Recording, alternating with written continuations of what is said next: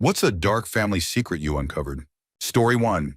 My dad tried to run out on my mom while she was pregnant with me because he'd been embezzling money from a photography club at his workplace, which was then a government institution where he'd been treasurer. It was all about to come out because the club needed the money, so my dad decided to cut and run. My mother's brother and father caught him by pure accident as he was leaving the house, and my granddad, a burly Scottish coal miner, grabbed him by the throat and told him that if he ever pulled a stunt like that again, he'd be done for. My dad, according to the story, wet himself right there. My granddad paid the money back to the club so that no one would find out, as not only would my dad have lost his job, but he most likely would have gone to jail as well. My mom, however, could never trust him with money again, so although they had a joint bank account, she limited his access and created a separate account to handle the bills. She went back to work so she could always support herself, which in those days in rural Scotland was really uncommon. In that area, most women were stay-at-home moms. There was no such thing as childcare for kids under 4. Mom went back to her job as a primary school teacher, and I spent the first few years of my life sleeping in a basket in the stationery cupboard of her classroom. At Mom's funeral, some of her former colleagues still came up to me, saying, "Oh, it's the baby in the cupboard." Story 2. I was the family secret. My biological parents started having kids as teenagers. For context, when my biological mom found out she was pregnant with me, she was 21, and I was their 4th child. They quickly realized they needed to get their act together. They were already struggling financially and had countless issues with substance abuse. They decided they were going to put me up for adoption. I was just a baby. I was adopted by a loving family quite quickly, only about an hour's drive from the city I was born in. Coincidentally, I ended up returning to that same city for college. During my sophomore year, I decided to seek out my biological family. It turns out my biological parents separated right after I was born. My biological mom is still in and out of jail to this day, but my biological dad managed to turn his life around. He got clean and sober, remarried, started going to church, and built a legitimate career for himself. He told his new wife about me when they first met, but didn't tell any of his children. My other siblings didn't know I existed. Thanks to the internet, I tracked down his work number and gave him a call. Later, he said that as soon as I said, "Hi, this might be really weird," but he knew it was me. Apparently, ever since I turned 18, he and his wife had been anxiously waiting for me to resurface. They knew the day would come eventually. That evening, they sat down with my siblings and told them about me. It was difficult at first, but now I'm 25 and we have a pretty solid relationship. Story 3. I found out a couple of years ago that my uncle on my father's side is a predator. He and his wife were staying at my grandmother's house, taking care of her while she was going in and out of hospitals and rehabilitation. We stayed at that house with them for a year without knowing any of this. The house used to be a hub for our family get-togethers, but when he moved in, fewer and fewer family members showed up, and we started moving festivities to my aunt's house. Most of the time, this uncle wouldn't come to those either. On top of this, we knew he wasn't allowed to keep his granddaughter, over whom he had guardianship, because he had problems with alcohol, violent behavior, and multiple DUIs. So we kind of assumed that was the reason he had become estranged. The year my grandmother passed away, our father told my sister and me that the real reason he couldn't see his granddaughter was because she had filed a report against him for inappropriate behavior. This was a complete shock to us, considering we had stayed with this man for years and really liked him. But knowing this, it's really hard to even want to be around him now. Thankfully, we don't go to Arizona as much anymore, so it's not really a problem. Story 4. My one cool uncle came to our house every Christmas and Thanksgiving. He was always really great and pleasant. He had a bunch of cats and dogs at his house and was married to my aunt shortly before I was born. One day, my mom and I went to visit him and my aunt at their house, and there was this girl there who looked like she was maybe a year older than me, so about 15. My mom and I were like, "Who's this girl?" And my uncle said, "Well, I just found out a few days ago that I have a daughter, so I guess this is your cousin." It turned out that before my uncle and aunt got married, my uncle had a pretty wild bachelor party where a woman had been hired.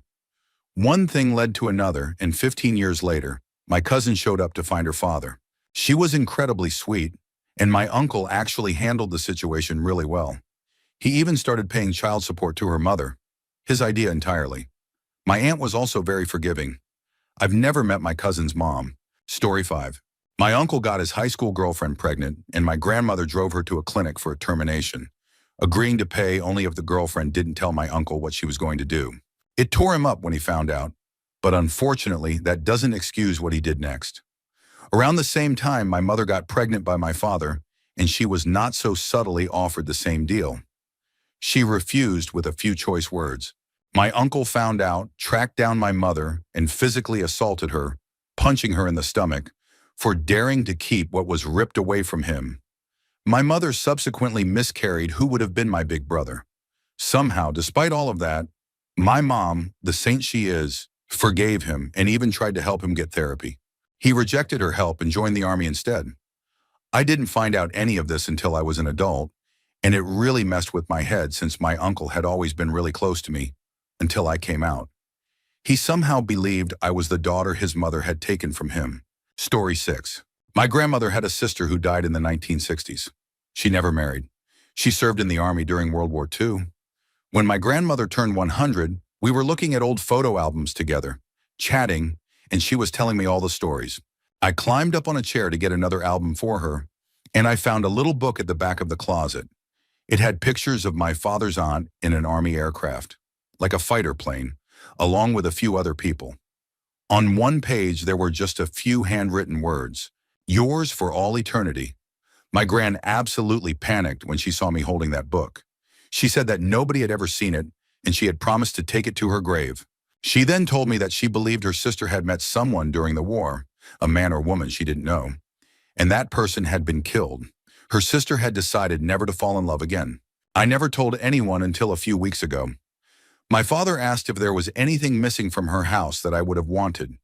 The book was gone because no one thought it was important when the house was cleaned out, and I really think my gran would have been happy about that.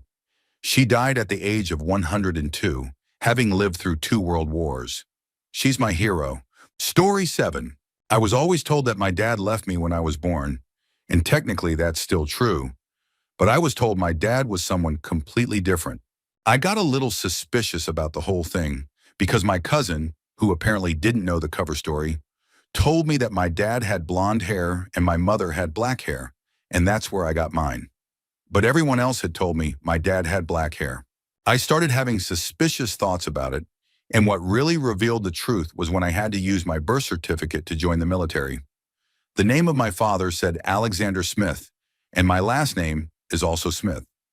But they had told me I got my last name from a baby name book, and that's why it was different from everyone else in my family. I spent a few days doing research on Alexander Smith and found out everything added up.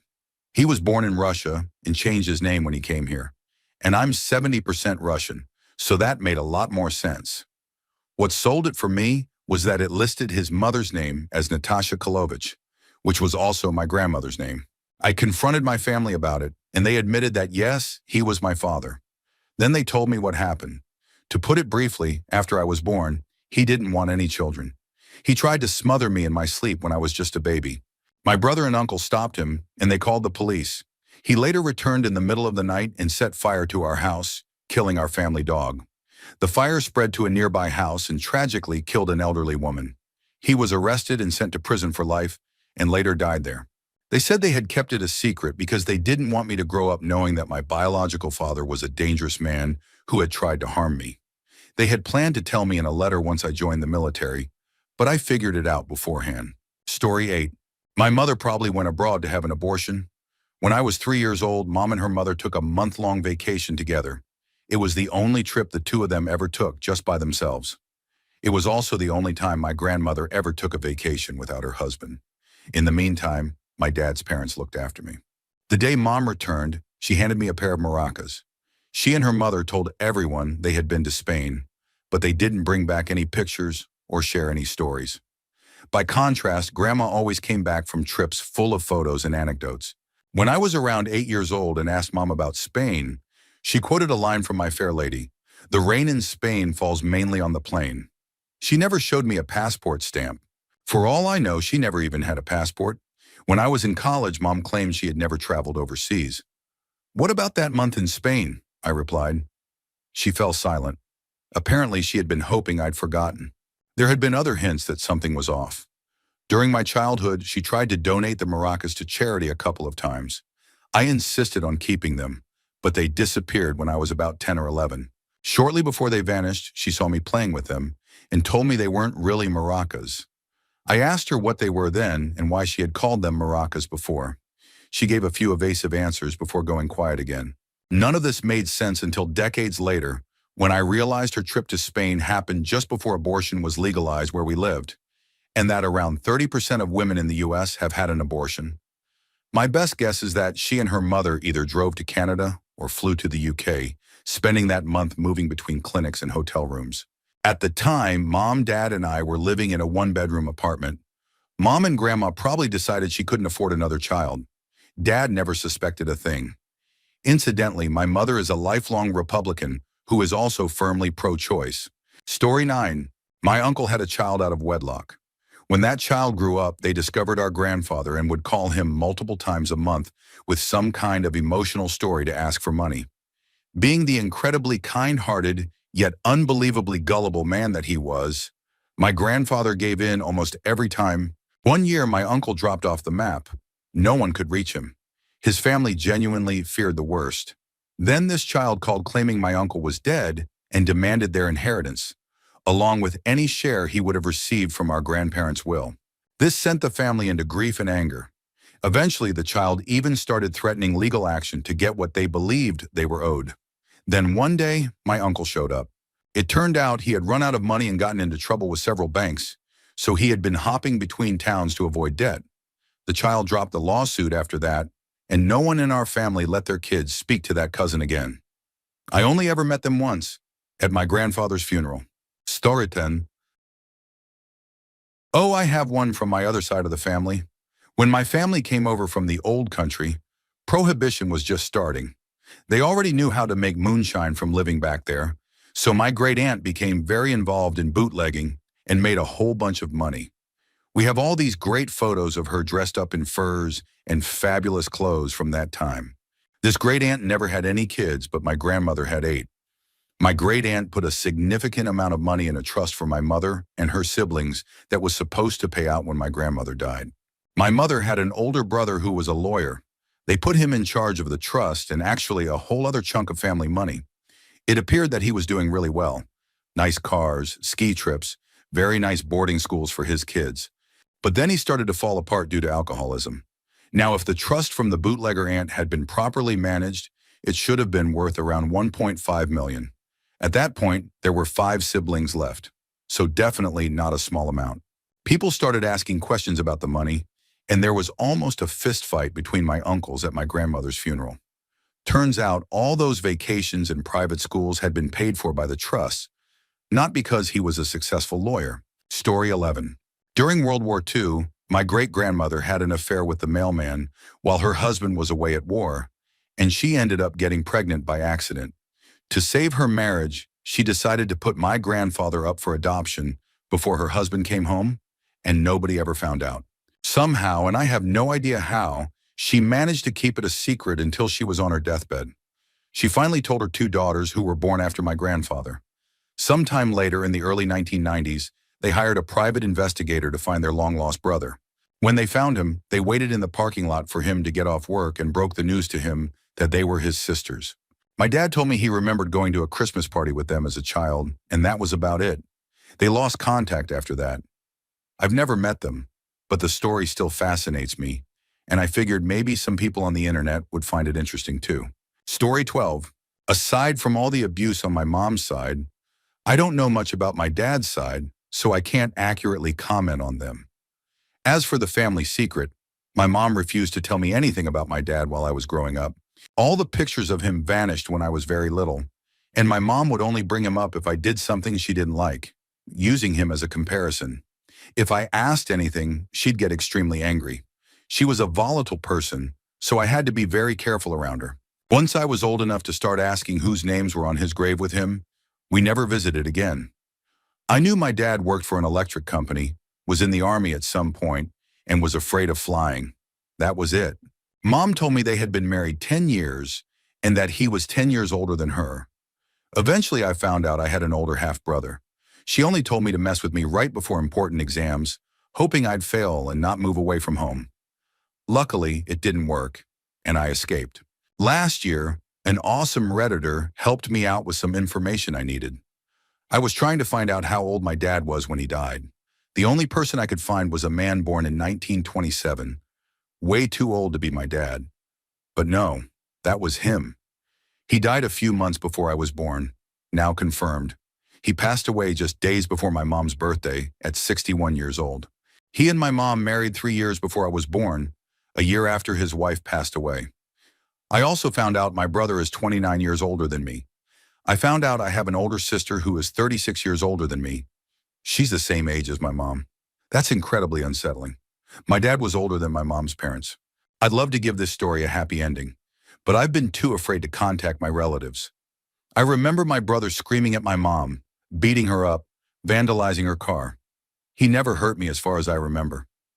I also remember hiding outside a room with his son, asking each other why our parents couldn't just get along. I don't blame my brother for hating her. I don't like her much either. My sister, I heard, wanted to be part of my life. My mom called her an aunt. But she was deep into religion and my mom cut her off. I know where my brother lives. I found his son online. I found my sister's church. But I've been too much of a coward to contact them. Mom always said they didn't want me. I'm inclined to believe her, since her relatives made sure I knew I wasn't wanted. She made sure I knew she didn't want me either. I don't expect them to be any different. Story 13.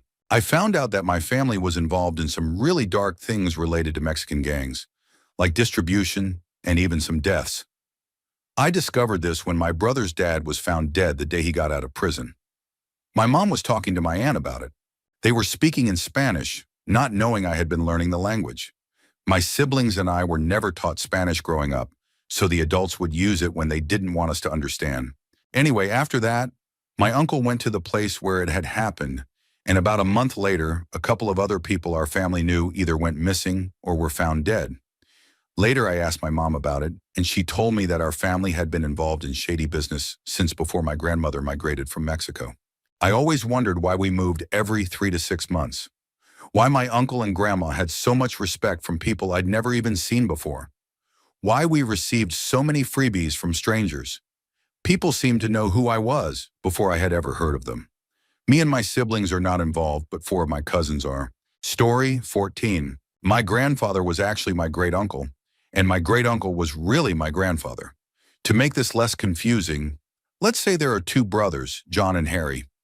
John had a good job in America and was back visiting the old country. Both brothers were at a football match and met my grandmother, Rose. Now Rose was really into Harry, but John was the one with the stable job in America. So when he asked her to marry him and move to Boston, she agreed. John and my grandmother got married, and she had 3 children with him.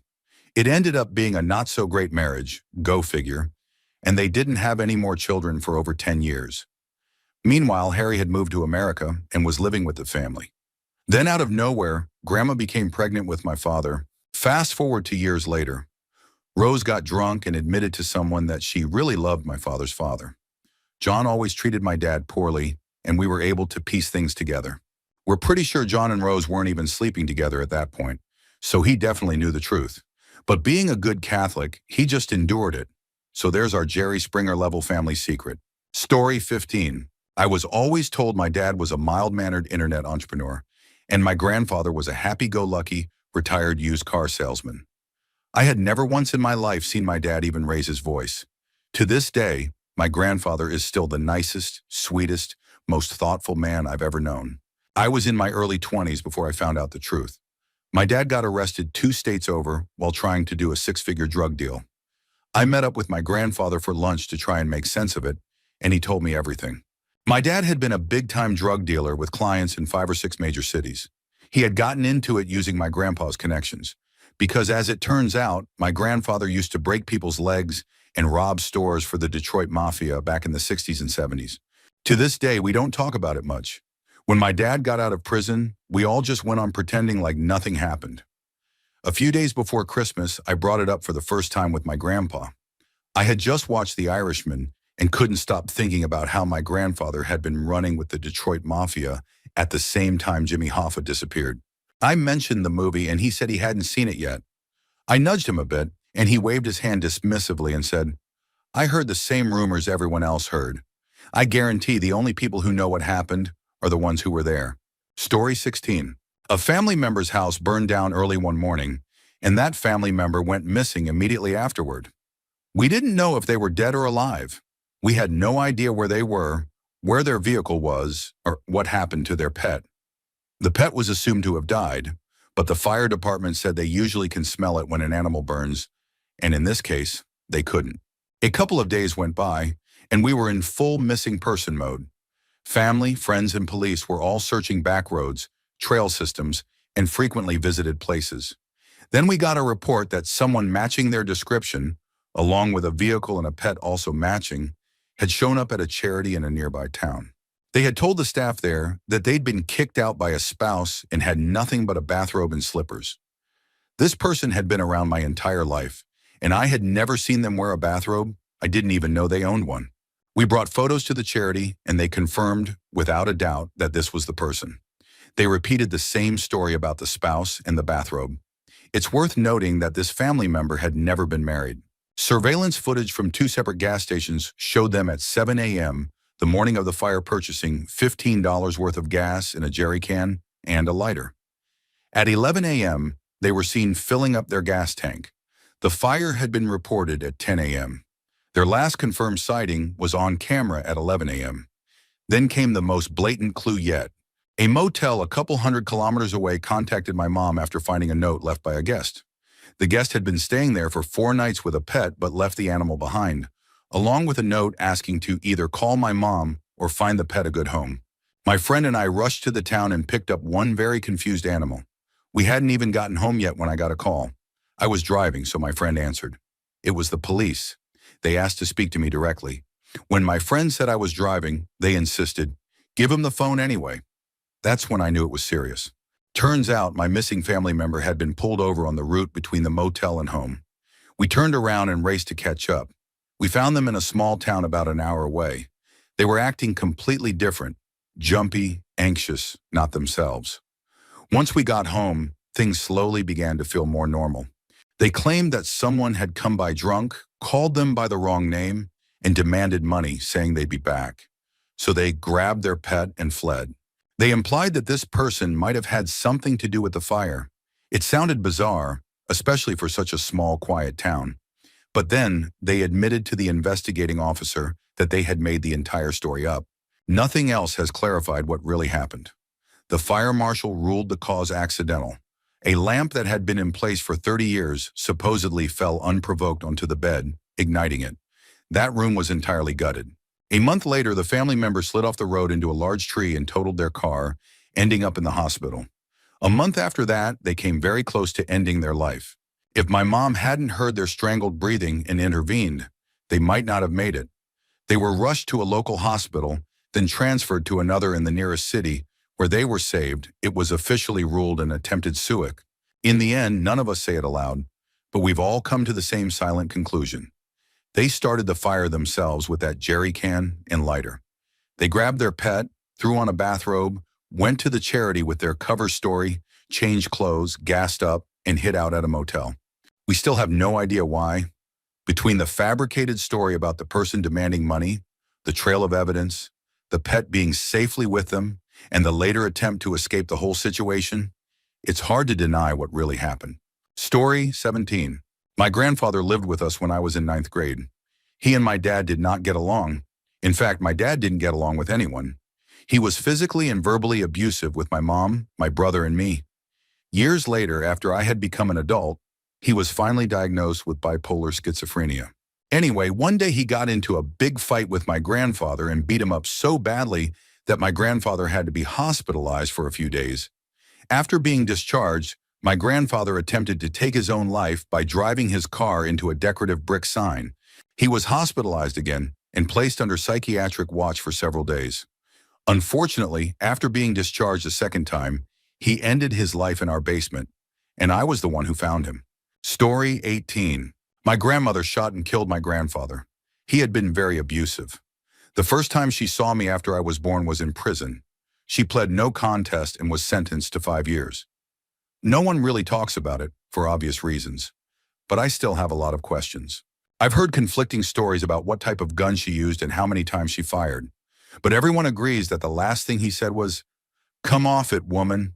She was hospitalized for a mental breakdown immediately after the shooting. Her brothers were all in the military, and at their funerals they had the traditional 21 gun salute. She shakes like a leaf with every shot. Years later, my dad's third wife took her own life. They had gotten into yet another fight, and he went to sleep at the shop where he worked. She kept texting him that she was going to end her life, and according to him, he didn't respond. We live in a small town, so word quickly spread that he had been involved. I defended him at first. My dad is an alcoholic, and the two had a mutually abusive relationship with mental health issues, but I didn't believe he would do something like that. Then about a year ago, he was talking to my sister about how great life was with his fourth wife. He actually said, "If I'd known how good life could be, I would have gotten rid of her sooner." I don't know what to think anymore. Story 19. Not sure if this belongs here, but my uncle, my mom's younger brother, is a predator. He assaulted me when I was 4, and then 22 years later, he was caught with explicit material involving minors on his laptop. I've never told my mom because it would absolutely wreck her. During the investigation, she would call me and deny everything. She insisted he was set up or that there wasn't enough evidence. She was clearly in denial, and I could never bring myself to tell her the truth. He caused a lot of damage to my mental health, and I still deal with it to this day. I've wrestled with the idea of outing him publicly or confronting him personally. The disturbing part is that he was a pastor. That fact has only strengthened my belief that many in positions of religious authority abuse their power. I've carried this secret for so long. I honestly hope he is held accountable in every way. I still don't know if I'll ever speak out, but the emotional weight of it never goes away. Story 20. One night, someone dropped off a photo album at my house. I looked inside and realized it was an album from my mom's wedding, but not the one with my dad. She had never told me she had been married to anyone else. I didn't want to bring it up in case it was something deeply personal, but curiosity got the better of me. So I vaguely asked my dad, they're divorced, and he told me I needed to talk to her about it. Then he told her I had asked. Apparently, she had been married to a man who was a severe alcoholic. One night, he was driving drunk, caused a fatal accident, and fled the scene. He was later caught, sent to prison, and the marriage was annulled. While doing a family tree project, I also discovered that my maternal grandparents had a third child, someone I had never heard about. He had been born with severe birth defects. Back then, people didn't know how to properly care for a child with such challenges, and it was considered shameful. So they left him in a group home until he passed away. They never visited him. It's heartbreaking. Story 21. One night while my dad was a bit tipsy, I started asking questions about my mom. My brother and I were both adopted as babies from different families, and our adoptive parents were the only parents we'd ever known. Eventually, our mom left our dad for someone else. I wanted to understand why. Turns out it had to do with drugs and money. My dad used drugs recreationally, but my mom depended on them, and the guy she left with had been in a sort of competition with my dad over her for a while. Imagine adopting 2 kids with someone, then leaving them for another man like that. I also found out that my mom embezzled a large amount of money from multiple places and never got caught. She's the type of person who could easily pass as a nice lady. No one would ever suspect her. My dad told me she destroyed a lot of families through manipulation, but when I asked for more details, he said he didn't want me to think poorly of her. My dad is honestly a good man who got the short end of the stick. Story 22. My mom's parents had 16 children, one after the other. No twins, no adoptions. Just baby, etc. Both the mother and father abused all of them. When my mom was about to start high school, the entire family suddenly moved from a state they had loved their whole lives to a very small town in the Midwest. So small, it didn't even have a stoplight. Somehow the parents found like-minded people there, and under the guise of devil worship, they created a group that involved abusing children, using substances, and engaging in disturbing acts with each other. They abused one of my uncles in this so-called cult group, and they abused me too. To this day, my uncle lives in constant fear of them and believes they want to hurt him. As for me, I don't believe in the devil, so I think these people were just using that belief as a cover for the sole purpose of abusing kids. Only my mom, my uncle, and I know and talk about it. A couple of years ago, one of my cousins murdered one of my maternal uncles, who had been incredibly sadistic with children, both physically and mentally, by beating him to death with a baseball bat. I assumed that uncle had abused my cousin horribly during childhood. That cousin was drafted by the Florida Mariners but ended up losing everything due to substance abuse. I don't think he could cope with the trauma. I was abused for years by that same uncle. I'm glad he's gone. I'm sorry my cousin's life was destroyed. Story 23. When I was about 2, my dad learned that my mother had been unfaithful. They decided to divorce, but during the process, they continued living together for my sake. Until I was 19, that's all I knew. By that time, I was no longer living with my dad, having moved in with my grandparents due to his alcoholism. One day, my grandmother and aunt showed me a letter that had arrived a couple of weeks earlier. It turned out I had a half-brother I didn't know about. Initially, he and his adoptive mom were trying to locate my mother, but she had taken her own life when I was 11, so they found me instead. I was thrilled. My brother is 2 years and 7 months younger than me, so he must have been conceived around the time my dad discovered the affair. The shocking part is that my mom was pregnant with him while still living with my dad and me, and my dad had no idea.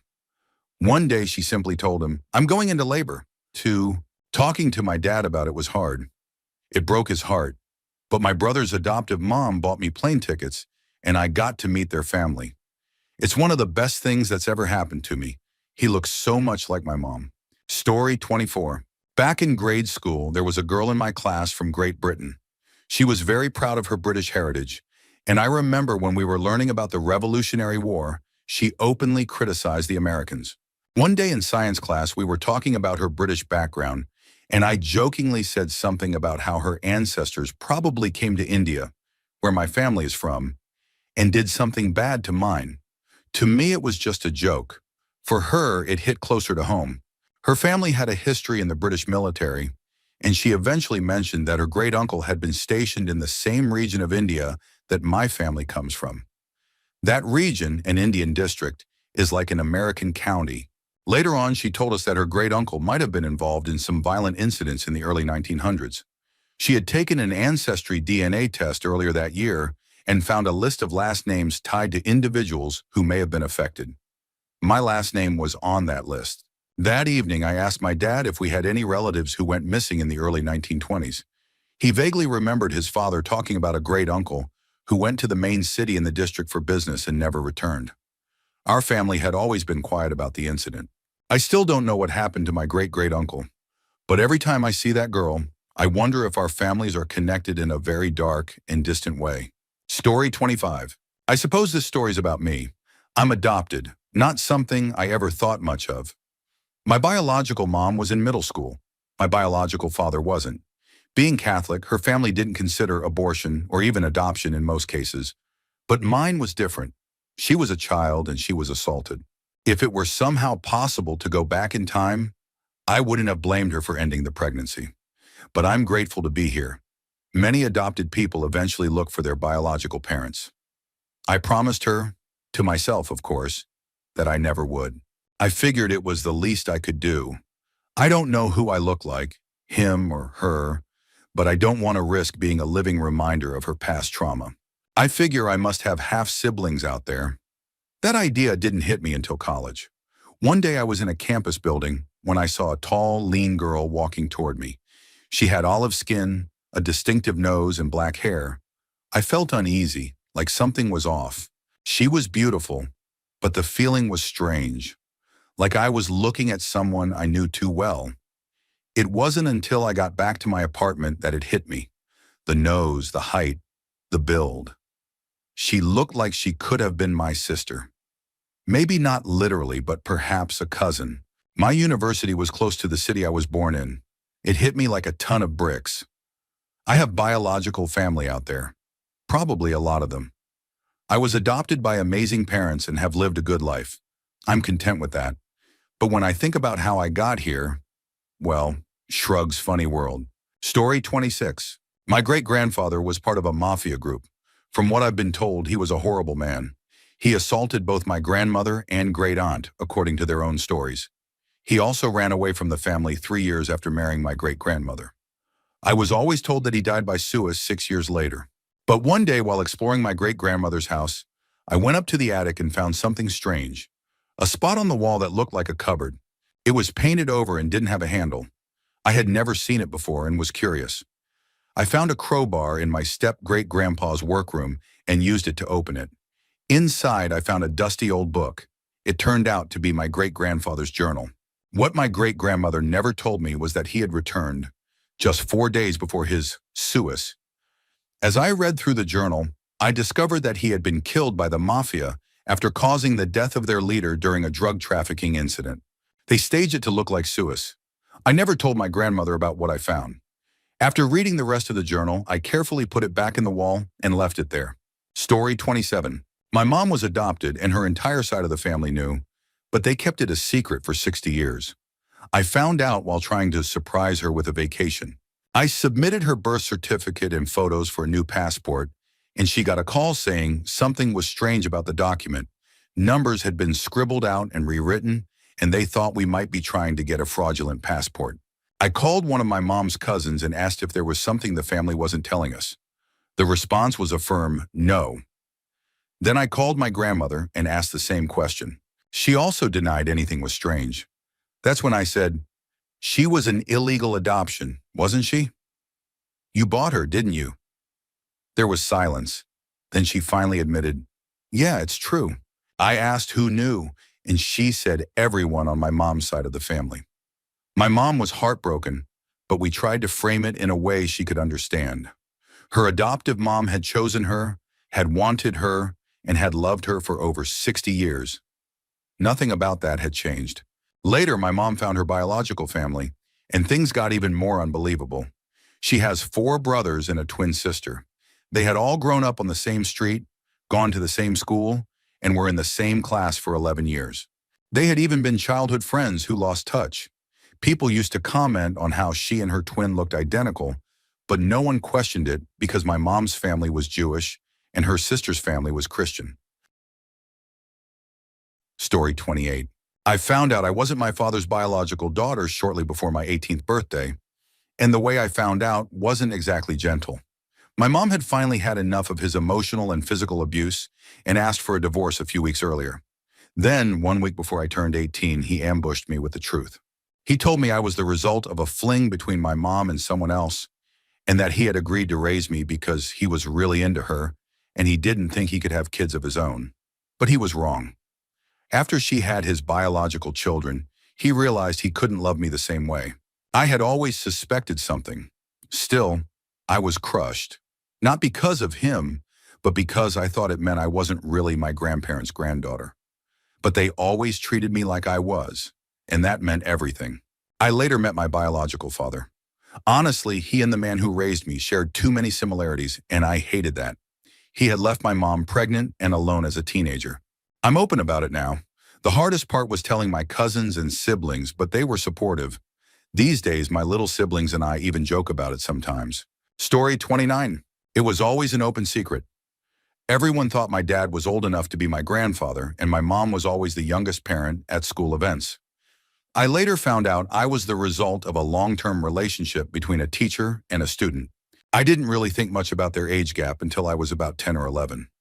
One day while visiting my grandparents on my mom's side, I found her middle school yearbook. She was 13 in it, and I noticed my dad's photo on the faculty page. He was in his mid-40s at the time. They had met when she was 12. He already had daughters, my half-sisters, between the ages of 6 and 10, and would arrange play dates with my mom's brother, who was around 10. They had their first child when my mom was 15. I came along a few years later. He never faced any consequences. In fact, he won a few Teacher of the Year awards. Today, he's happily retired and living with his girlfriend in a small town in Texas. Story 30. When I was 18, the police showed up at my house late one night and brought me in for questioning. At first, I was confused. They kept asking questions about my dad. He worked across the country and wasn't due home for weeks. I guess they wanted to talk to someone close to him while they waited. Eventually, they told me that a family member had come forward and claimed my dad had abused her when she was just 5 years old, whenever she stayed over at our house. My first instinct was disbelief. I had known him all my life. We were incredibly close. But in the weeks before he came home, I started thinking about my childhood. Certain memories began to make me feel deeply uneasy. Part of me knew it was true, even though I didn't want to believe it. My husband was frustrated with me. He couldn't understand how I could even consider the possibility, and especially since my dad had always been so kind and supportive to us. Then my dad came home. The police got involved and he confessed to everything. He even laughed about it. He said his co-workers had known for years and joked about it behind the scenes. His excuse? It is what it is. He said children weren't capable of feeling pain or negative emotions. A line I'd heard from him before, even directed at me. To say it broke me would be an understatement. I don't trust people anymore. You can know someone your whole life and still not know who they really are. He got 9 months in jail, but was allowed to keep working. He'd go away for 3 weeks to work, then spend his weekends in jail. He was given a private room away from other inmates so no one would pick on him. In the end, he only served about a month before being released entirely. Story 31. I think it was my great or great-great-grandmother's family. Anyway, the family had young twin girls. I think they were about 5 years old. As punishment, one of them had been sent down to the barn as a sort of timeout. When it came time for bed, the parents saw the other twin in the house at different times and assumed they had seen both of their daughters. So they went to bed. The next morning, they came to the horrifying realization that they had never brought the other twin in from the barn. She had frozen to death during the night. The husband took the blame and was sent to prison.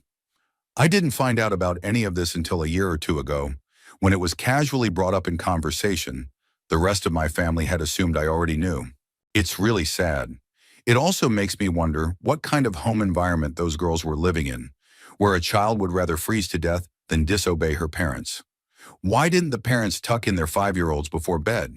Why didn't the twin who was inside speak up that her sister wasn't around? Story 32. My mom's side of the family is pretty big. I have 1 uncle and 4 aunts.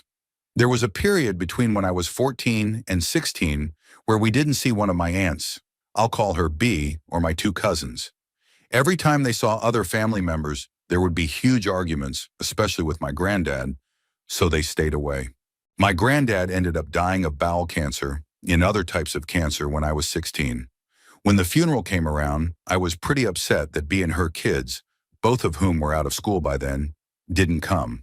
I asked my mom why, and she told me that B had gotten into an argument with granddad and was just being overdramatic. My dad said he preferred to stay out of my mom's family dramas. A couple of months later, I arranged for my younger sister and me to meet those 2 cousins at a park. We talked for a while, and it was great to finally see them again. But I had to ask why we hadn't seen them much, and why they didn't come to the funeral. The older cousin suddenly looked like she didn't want to be there anymore. She said she'd tell me another time. About half a year later, she invited me to have dinner and visit her new place.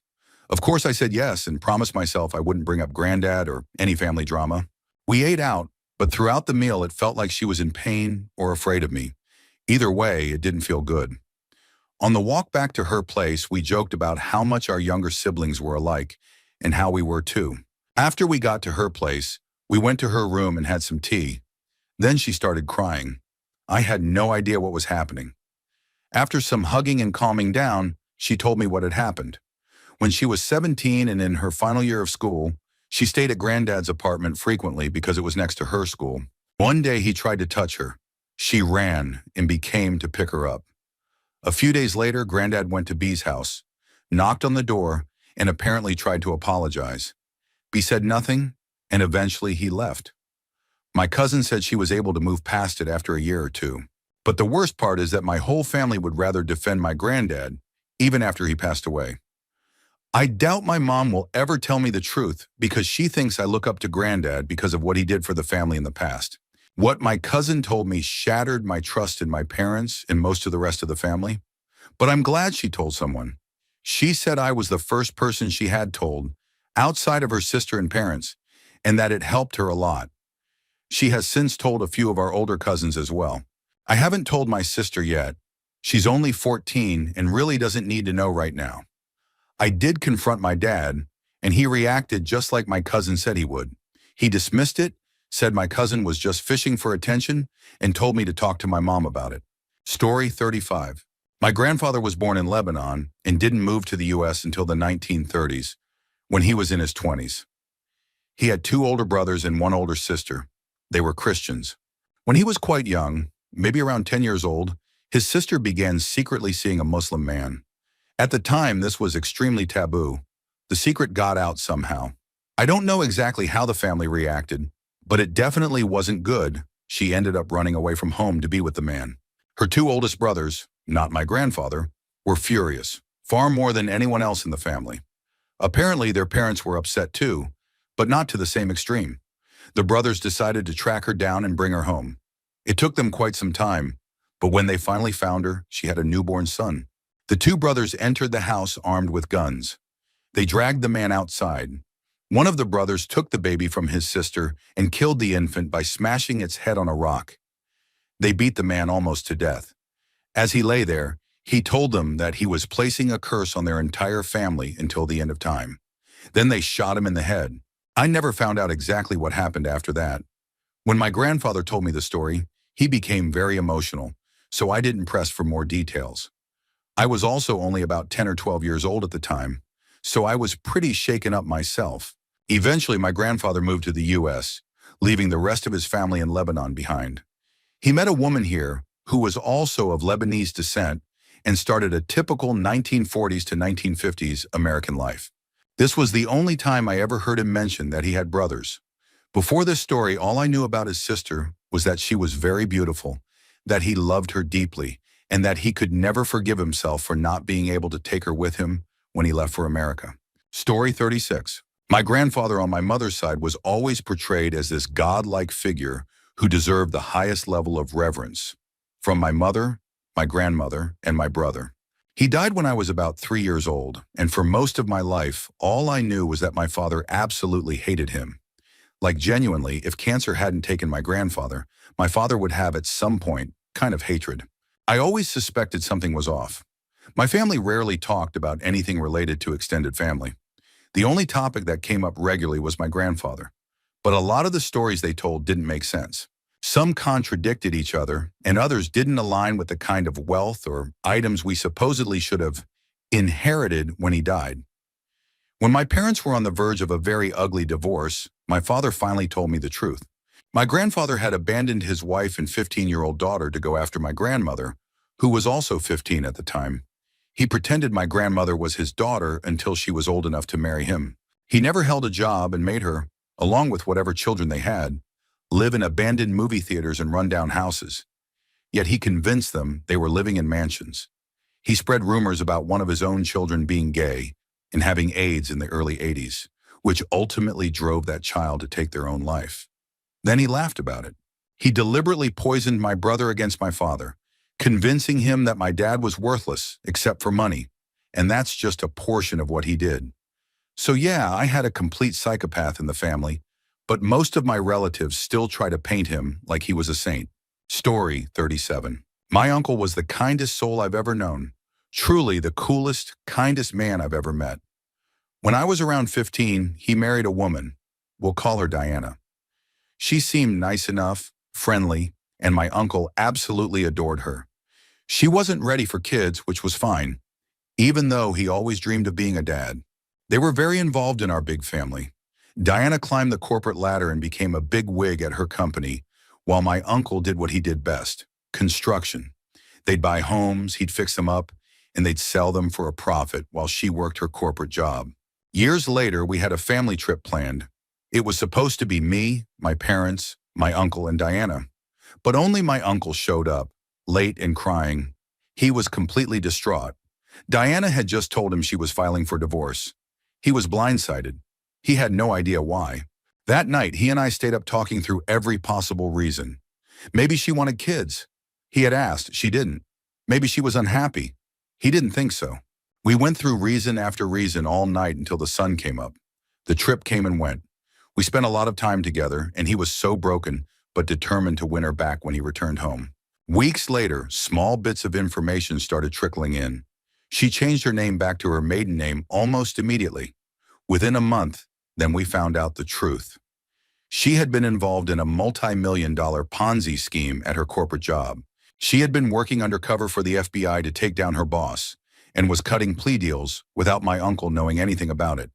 She had been sleeping with her boss, the Ponzi scheme partner, for nearly their entire marriage. Nothing she had done in their marriage had been real, not a single thing. Although they divorced before the whole story became public, my uncle's name was dragged through the mud just as badly. He received horrible letters in the mail, people showed up at his house, and worst of all, the maid he thought was his only ally had been secretly going through his home, looking for dirt to feed the media. Then came the cancer diagnosis, and he couldn't take it anymore. He ended his life. I've never been more devastated over a death. He never got to meet my children. He never got to be the father he wanted to be. All because of one selfish, greedy person who destroyed him. He was a good, honest man, taken away by cruelty and deception. I still cry when I think about him being gone. Story 38. Not scary and not something really bad, just odd for me. One of my uncles had an affair before he got married. Maybe they were high school sweethearts, I'm not sure. But it turns out he has a daughter from that affair. My entire life, I assumed he never had kids. Until last Christmas, when my dad finally told me. And the only reason he did was because my paternal family thinks she's staying at her dad's place now, which means my uncle isn't visiting anyone else.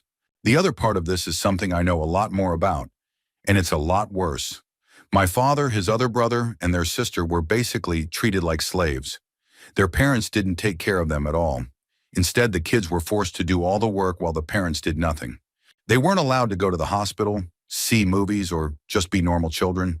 The uncle who had the affair, he was the only one with a normal life because he wasn't supposed to be born, so he got special treatment. I visited those terrible people. I don't even dare to call them grandparents. A few times when I was extremely young. They kept me in a separate room and told me not to come into the dining room at all, where literally everyone else was. They even had a wooden gate up just to keep me isolated. Needless to say, we stopped going to their house after maybe 4 visits. Story 39. This will probably get buried, but it's one I just found out recently and thought was worth sharing. My dad and I always had a strained relationship. He didn't tell me this. My mother did, during a conversation that came up when my father's military service was mentioned. My parents are separated. My father served in the Navy, and while he was stationed in the Philippines, he not only had a relationship with a woman there, he also had a child with her. So I have a half-brother I've never met. But that isn't the darkest part. Apparently, my father and that woman's brother used to sell drugs all over. At some point, things went south. They got in too deep. My dad wanted to back out before things caught up with him and risk getting kicked out of the military. But the brother threatened him, said that if my dad bailed, he'd go to the authorities and expose him. So my father did what any sane person would do. He hired a hitman for next to nothing and had the man disappear. Supposedly, he was killed, beheaded, and tossed into a river. I asked my mom if she was joking. She said no, and that the way my dad told the story, with total seriousness and conviction, she knew he wasn't joking. Story 40. My great-granddad had a small ranch in Texas when he was about 20. Even though he was young, he had support from his father and family, so he was doing well. One day, while checking his ranch, he found a man trespassing on the property. He told the man to leave. The man said he worked for the state and was inspecting the land for potential railroad development. He claimed he had every right to be there and would likely need to be there all week. My great-granddad warned him. If he saw him on the land again, he'd shoot him. The next day he went out, saw the man again, and, true to his word, took out his rifle, probably a .30-30 since it was his favorite, and shot him. Killed him right there. He was arrested and taken to court, but his family paid off the judge, and he was given 2 options: go to jail or leave the state. He chose to leave. With help from his family, he relocated and started a new ranch in another state, which still exists today and is very successful. No one in the family talks about it. They hate it when I bring it up. But he's been dead for years, so I honestly don't care anymore. Also, after all this, his family gave him a nickname, though no one will ever tell me what it actually means. Story 44. A few years back, apparently my family was being targeted by some stalkers who were planning to rob our house. My parents were pretty well off at the time, as they had 2 businesses together. My brother and I were kids. We lived in an upper-class neighborhood went to private schools, private tutoring lessons, etc. One night, while my brother and I were upstairs sleeping, three armed men came in with full-on assault rifles while my parents were downstairs watching TV. Somehow they managed to disable the alarm system and catch them off guard. I was asleep the whole time, but according to my mom and dad, they threatened to harm me and my brother if my folks called the police. So they were basically taken hostage in the house and forced to give the intruders thousands in my mom's jewelry and my dad's watch collection. They also made my dad drive to one of the businesses that had a safe in it, and there they stole over $100,000 in cash. They also stole my dad's truck. Losing so much money sent them into despair, and eventually my parents divorced. I think they said only one of the guys was caught, but the case was dismissed after a while. I still get paranoid sometimes that they're watching me, since two of them are still out and about in the world. Story 45. My maternal aunt is my biological mother. I was an unplanned pregnancy when she was a junior in college, and my parents adopted me at birth. They then moved to a different town, so there were never any questions. This is a sort of open secret in the family. They know I know, but I don't think my siblings know, and we sure as hell aren't talking about it. I've known since I was about 14, but the thing I recently found out is that my adoptive dad is actually my biological father. He and my aunt were having an affair that started while my mom was pregnant with my older sibling and ended when my aunt got pregnant with me. My mom does not know this, and my dad died a while ago. I only know because after my parents got divorced, my dad remarried and had more kids, and one of them got really sick and needed a bone marrow transplant. We all got tested just in case, and none of us were a match. She's okay though. But we found out that I'm a blood relation to his other kids when I should only be a cousin-level relative with my parents' other two kids and not related to my half-siblings. My stepmom and I are the only ones who know this, and I don't think I'll ever bring it up. Story 46. I have a female cousin who was adopted out because my aunt was underage when she was born. My grandparents are traditional Christians, and this was back in the early 90s. My grandma and aunt were worried about how my grandpa would react, and they didn't want my mom and uncles to know either. So my grandma helped my aunt hide the whole pregnancy, helped her find a good family to adopt the child, and helped her through the labor and all the emotions that follow giving up a child. A couple of years later, my female twin cousins were born. My aunt was still very young, barely an adult, and it was out of wedlock. But both my grandma and grandpa raised the twins for her for the first few years of their lives. They raised them because my aunt went off with a much older man during that time.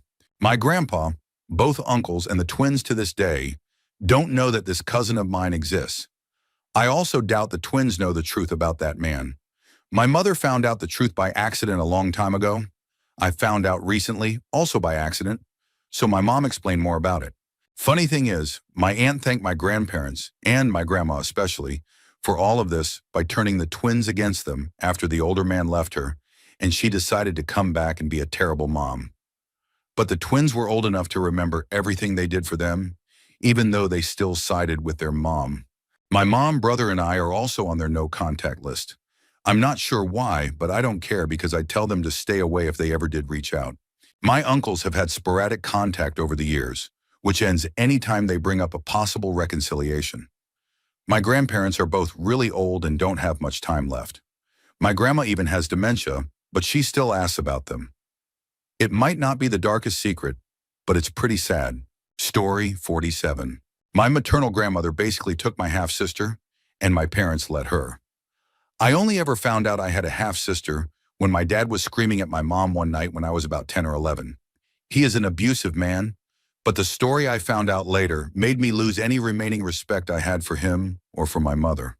When my sister was around 12, I honestly don't know how far apart we are in age. She's older though. Something happened. Nobody ever made it clear what, but I think she caught my mom and my dad in bed, and she went to our grandmother and must have said something. Our grandmother is no angel, cruel at worst and hypocritical at best if the stories are true, though honestly, I doubt them. When she found out my mom was with another man, who would become my dad in a few years, she lost it or something and took my sister away. Instead of getting her back, my dad called her a horrible name, and my mom let him, even agreed with him. My grandmother also tried to get my brother too, But of course, naturally, my sexist father decided he was worth getting back, even though he was emotionally unstable and incredibly difficult.